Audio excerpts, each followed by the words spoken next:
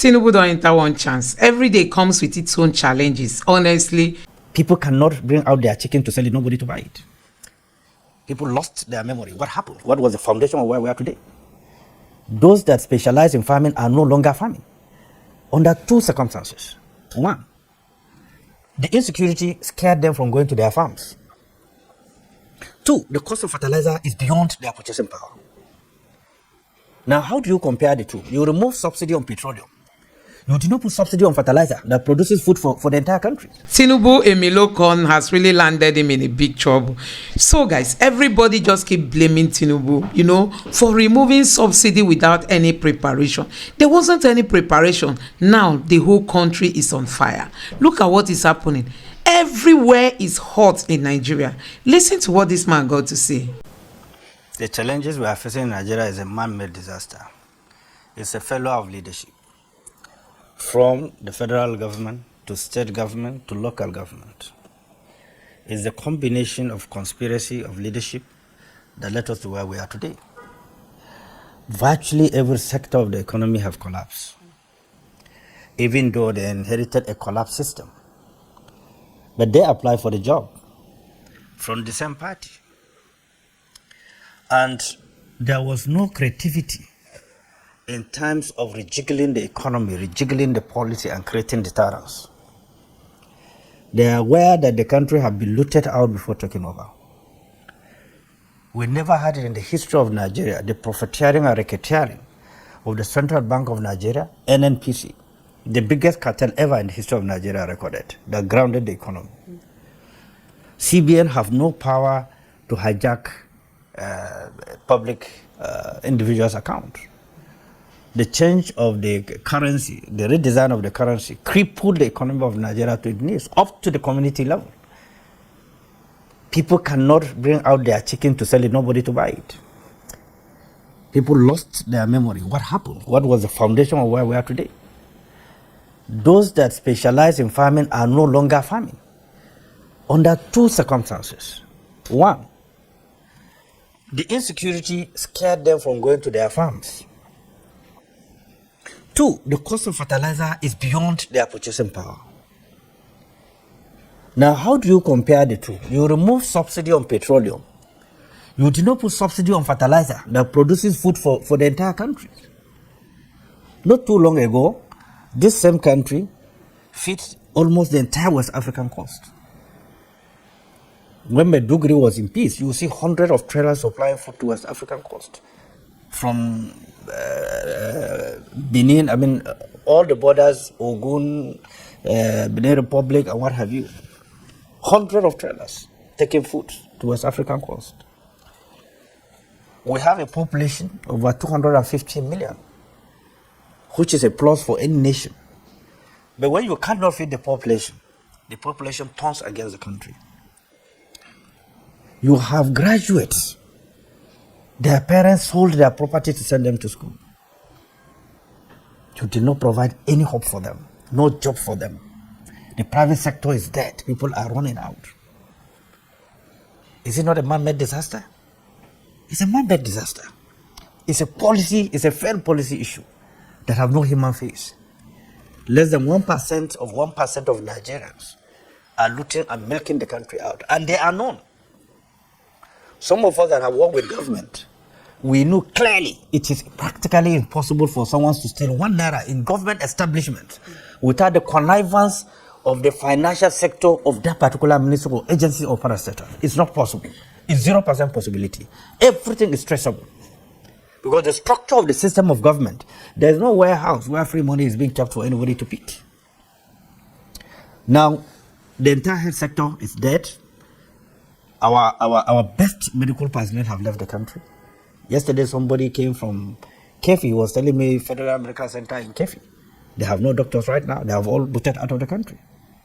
Go and check the statistics. The doctors that left Lagos, left Kano, even University of Ibadan, the premium university. My national secretary, who usually go there for me, told me that most of the doctors have left. On what ground? Was it that Nigeria is so wretched? We cannot improve the welfare of the medical doctors.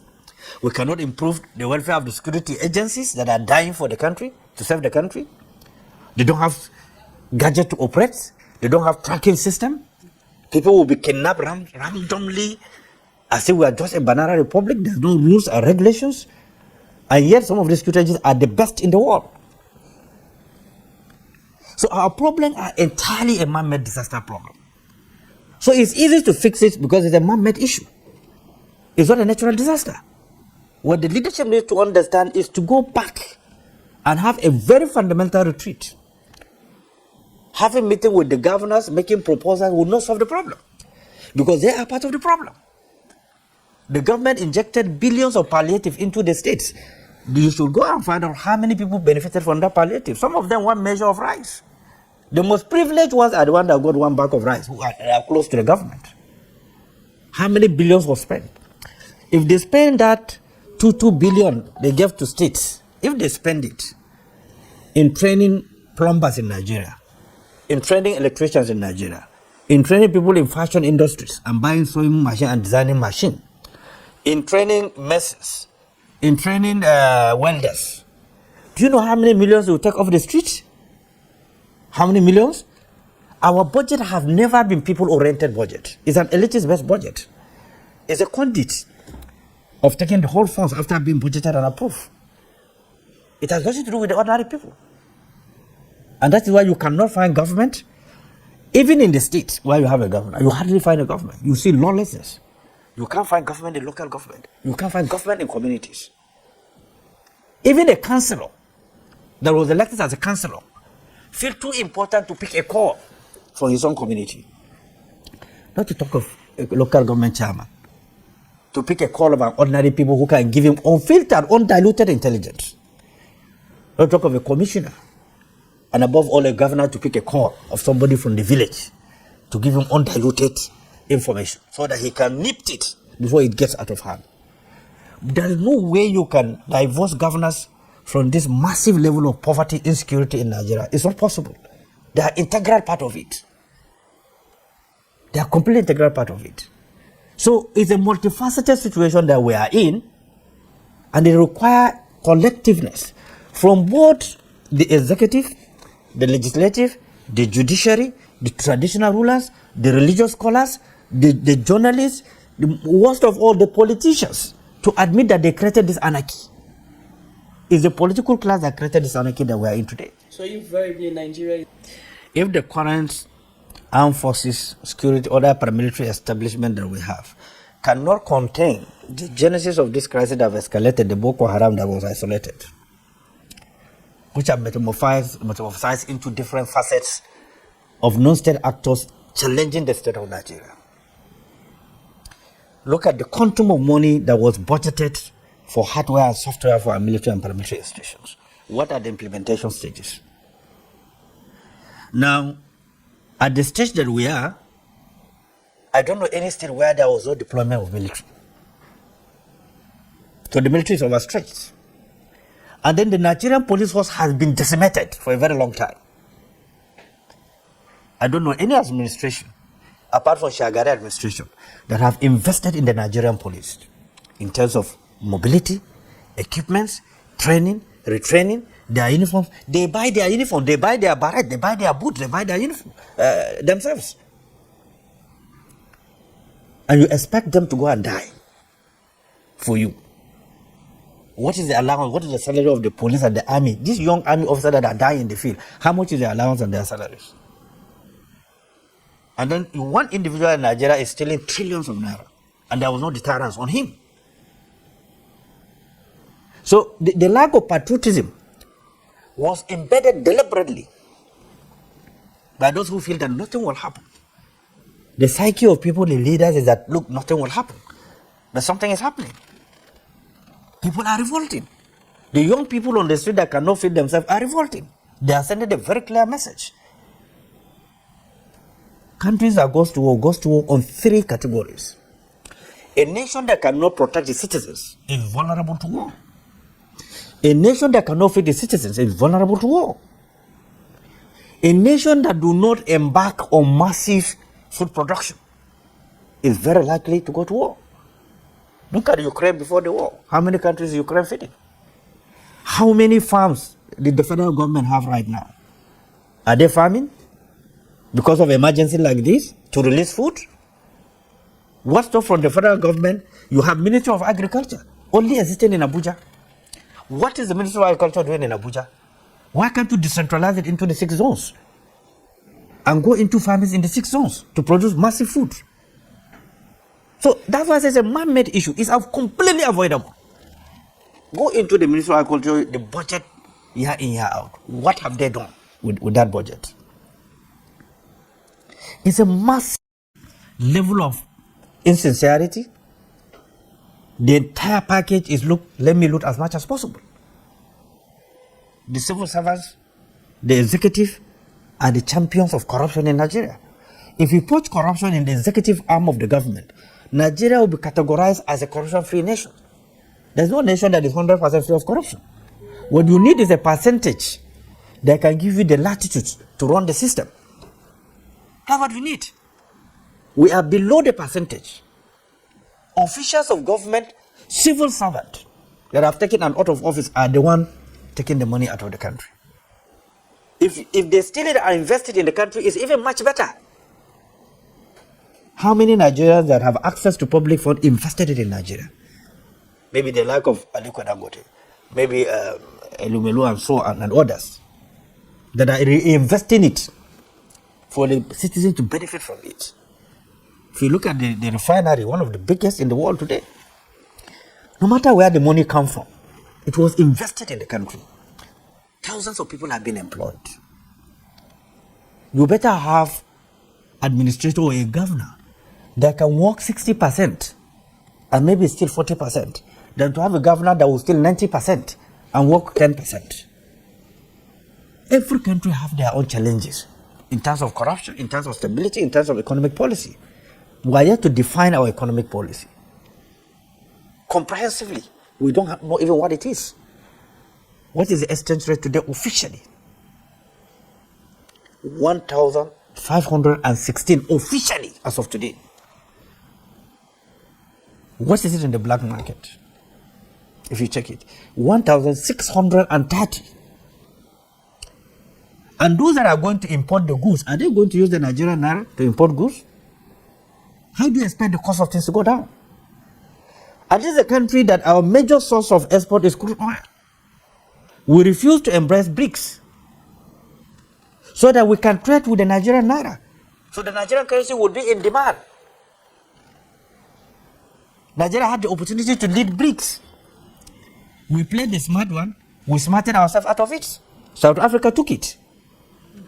Saudi Arabia is in BRICS. You buy with their money. United Arab, the Dubai is in BRICS.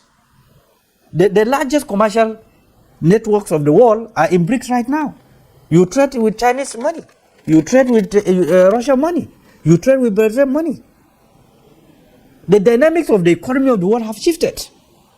But we float our currency. And nothing is exchanged. Our currency will just float. When credit goes to Buhari, he refuses to float the naira. So how do you define a situation where you have over 250 million people? You cannot feed them. You cannot secure them. You can't create jobs for them. What else do you expect? Our almost large percentage of our youth have gone into drugs. Our young girls, brilliant, have gone into nasty things, prostitution and other things, not by choice, but by circumstances of trying to feed themselves, help their family that sold their property to send them to school. It's a very pathetic, inhuman. When challenges are very strong and overwhelming, people might not see effort that are being made or that are being made, just the way I'm talking right now. But it's beyond the oppositions. It requires the collection of all the stakeholders. I'm happy to see the governors are witnessing massive protests in their states. Their states are saying we cannot afford to buy food and eat. I don't know if you have recorded when school resumes, the percentage of resumptions of schools. Most of children didn't go back to school because the parents said they cannot afford school fees. So it's beyond opposition party. It has to do with our foundation as a nation. It has to do with our thinking as citizens. What are the record of voting system in Nigeria? Over 90 million registered voters. 70-something% are youth and women. This same category were the one that voted the government because poverty had been weaponized. In an election day, people will take a simple roll of spaghetti and they will buy the conscience of the voter for 4 years. The new tactics in this country is to continue to weaponize poverty because of single election, one-day event. Election is an event, one-day event. But they will cripple you beyond your ability to connect with your senses. That is the level that we are. People cannot turn away. They cannot be, they are choked. The next level is the anarchy that we are running away from, which we are in, and is growing day by day. The level of migration from community is no longer to the local government or state, it's to the federal now. Searching for greener pastures that is not available. So, how do you contain these? How do you contain crime and criminality when people cannot feed themselves? It's not possible. We're having this peace before simply because people have food to eat, even if they don't have the component to make the food sweet. They will eat and they will be contented. The food is not available today. The cash to buy it is not available today. The safety of life and property is no longer available today. To travel, if you are traveling with 1,000 today, it's about 5,000. If you are taking, what do you call these taxes in Abuja? Bolt. Just a drop is about 4,000 or 5,000 naira. How much do you pay the civil servant to stop the corruption? So it's a multifaceted challenge that needs to be dealt with. And then it's easy somehow when you have a decisive leader who understands the dynamics. Some of us were privileged to know them because we've been around the corridors of power, those who shape power. The dynamics of the economy is very open. What you need to do is to quick intervention in the agricultural sector, immediate and quick intervention. You have to intervene in the fertilizer sector. You have to intervene in the agricultural equipment, tractors and what have you. You subsidize. And then you have to provide some kind of direct and indirect security. And that is why, this security, community security guards is very fundamental to supplement what the security agencies are doing. But they should not have power of prosecution. They should have power of arrest and to hand them over to security agencies. I don't support state police as it is today. It will speak dumb for the country. Because those at the helm of affairs are responsible for degenerating security in the country.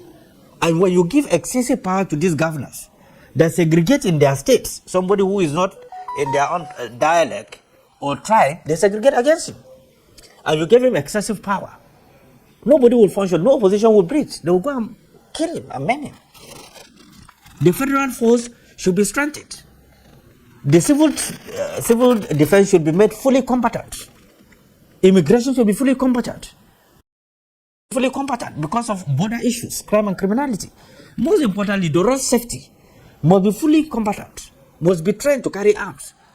You see how they are being killed on the highway. If they have a deterrence, they have guns, somebody will stop. And they will stop crime at the high level, at the highway level, before it comes to the city. So the components that form a security must be equipped so that you have manpower that you can deploy at a specific time. If you try road safety to be a combatant, when there's a crime, what they need is to be directed to go and deal with the situation. Even our airport security should be trained as combat officers in case of emergency at the security, at the airport level. All these layers are given the dynamics of the world, the shifting of a lot of things around the world, require the nation to adjust. I saw yesterday the Senate set up a constitutional review committee. They say one senator per state to meet up with the current dynamic and the reality the country is facing. Look at the cybercrime. Nigeria is the only country that our airspace is open to all sorts of crime and criminalities. Nigeria is an endangered species because we are encircled by military takeover around the West African coast. And I thought that should have been a major inroad for the government to adjust and make sure they developed a welfare system that citizens can calm their nerves. If you take round, even Niger here, we used to feed Niger Republic. I don't know what's the difference between Niger and Nigeria. It's almost the same culture, the same tradition, virtually everything. They rely on Nigeria for feeding. With these sanctions now, they cannot feed. They've been begging and begging and begging. Now, what do you do? If we are to survive this rage of coups, it means that the government strategy must immediately and effectively, with every sense of efficiency, be changed. We have banks. You can't go to banks now and seek for loan to establish business. The interest rate is enough to kill you. Then why do we have Central Bank of Nigeria that's supposed to regulate the interest rate and regulate the banks? If you hear the revelations, how much the banks are owing, public funds, intervention. But they cannot intervene in other sectors that have economic value. I said an example, we are importing billions of milk into this country. If we take the assets of the cows and the milk we have that we can generate in this country, can feed the Nigerian population. Are we invested in that? Is it not capital intensive? Check the central bank importation of milk into Nigeria. Check the figures. You'll be scared. But then domestically we can solve the problem.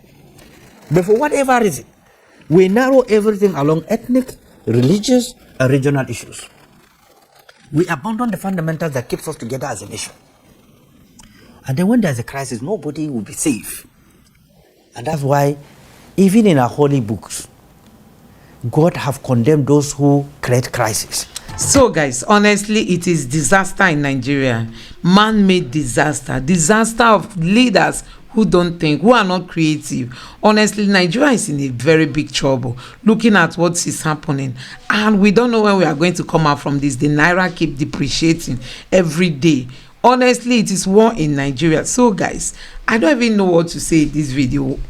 Let me know what your thoughts are. Let me know what your thoughts are. Honestly, Tinubu has landed this country into a big trouble.